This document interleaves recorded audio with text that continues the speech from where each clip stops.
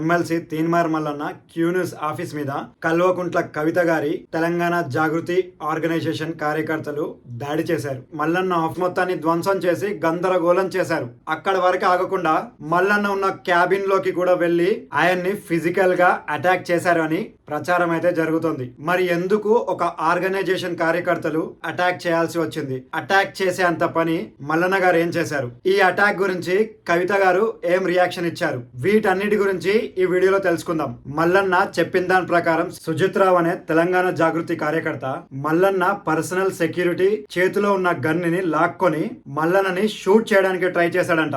Gun లాక్కోవడానికి try చేసే టైంలో gun man 5 rounds పైకి కాల్చాడంట. అక్కడ సిచ్యువేషన్ చేయి జారిపోయింది అనుకునే టైంలో పోలీసులు వచ్చి సిచ్యువేషన్ ని కంట్రోల్ కి తీసుకున్నారు. ఈ అటాక్ లో ఎవరెవరికి గాయాలయ్యాయంటే తెలంగాణ జాగృతి కార్యకర్తకి అండ్ క్యూ న్యూస్ లో ఆఫీస్ లో పనిచేస్తున్న ఒక వర్కర్ కి గాయాలయ్యాయి. గాయాల విషయం అఫీషియల్ గా అయితే ఎలాంటి న్యూస్ అయితే లేదు.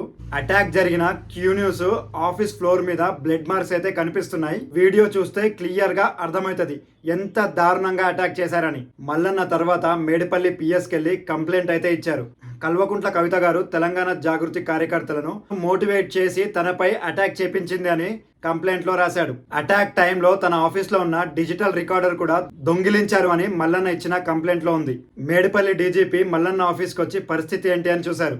I witness and CCTV footage ని ఎవిడెన్స్ గా కలెక్ట్ చేసి వెంటనే పోలీసులు కొంతమందిని అరెస్ట్ కూడా చేశారు. అసలు అటాక్ ఎందుకు జరిగింది అనే దాని ముందు మనం తీన్మార్ మల్లన్న గురించి తెలుసుకోవాలి. Chintapandu Naveen Kumar alias Teenmar Mallanna journalist cum politician. కొన్ని ఫేమస్ న్యూస్ ఛానల్స్ కూడా వర్క్ చేసిన మల్లన్న ఫేమస్ అయింది మాత్రం V6 లో తీన్మార్ న్యూస్ వల్ల.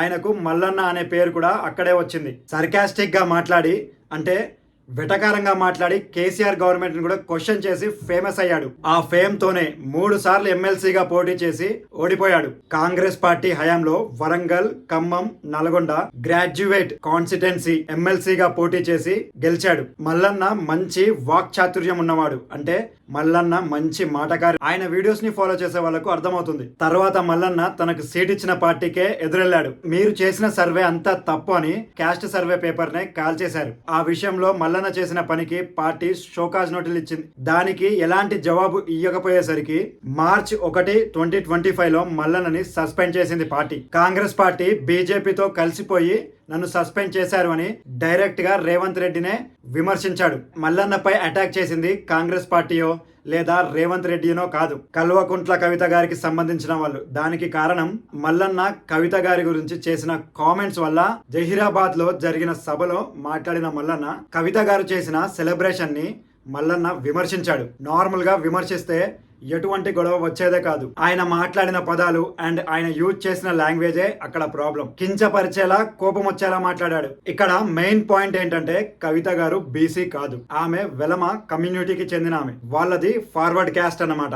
బీసీ కానీ కవిత గారు బీసీ రిజర్వేషన్ కి ఏం సంబంధం అని ఇలా డైరెక్ట్ గా అడిగుంటే బాగుండేది. కానీ ఆయన వాడిన పదజాలం కల్వకుంట్ల కవిత నువ్వెవరు, బీసీలకు నీకు ఏం సంబంధం, కంచం పొత్తుందా, మంచం పొత్తు ఏమైనా ఉన్నాయా మనకి అని మాట్లాడారు.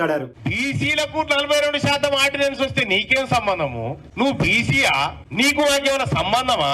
కంచం పొత్తుందా, మంచం పొత్తులు ఉన్నాయా మనకేమన్నా? మల్లన్న అలా మాట్లాడేసరికి తెలంగాణ జాగృతి కార్యకర్తలకు కోపం వచ్చింది. అదే కోపంతో మల్లన్న ఆఫీస్ పై అటాక్ చేశారు. అటాక్ జరిగిన తర్వాత కవిత గారు మాట్లాడుతూ మా కార్యకర్తలు జస్ట్ నిరసన తెలపడానికి వెళ్లారు, దానికి వాళ్ళపై కాల్పులు జరుపుతారా అని నిలదీశారు. వీడియో చూశాక అర్థమై ఉంటుంది కార్యకర్తలు మల్లన్న ఆఫీస్ కి ఎందుకు వెళ్లారు అని. అలా అటాక్ చేయడం తప్పు. ఇక్కడ మల్లన్న చేసింది కూడా చాలా పెద్ద తప్పు.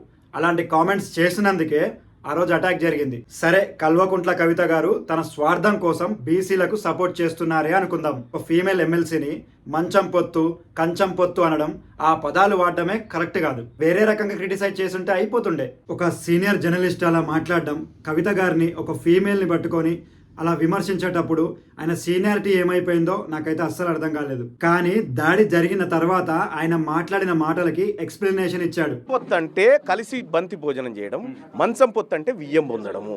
ఆ సభలో ఆయన ఏ ఉద్దేశంతో అన్నాడో, కానీ ఆయనకు ఆ ఉద్దేశం లేకపోయినా ఆ పదాలు వాడినప్పుడే ఎక్స్ప్లెనేషన్ ఇచ్చి ఇంతవరకు వచ్చేదే కాదేమో. మల్లన్న గారు చెప్పింది ఏంటంటే దాడి జరిగింది నేను ఆ పదాలు వాడినందుకు కాదు, నేను బీసీ పార్టీ అనౌన్స్మెంట్ చేసినందుకు ఆ దాడి జరిగిందంట. కానీ ఇక్కడ రెండు వైపులా తప్పుంది. కవిత గారు దాడి జరిగిన తర్వాత మల్లన్న మాట్లాడిన మాటలకు పోలీస్ కంప్లైంట్ ఇచ్చారు అండ్ మహిళా కమిషన్ కి కూడా కంప్లైంట్ ఇచ్చారు. కాకపోతే దాడి చేయడం ఎందుకు? చట్టం అనేది ఒకటి ఉంది కదా. ఆయన ఎవరో కార్యకర్త గన్ లాక్కొని ఏం చేద్దాం అనుకున్నారు?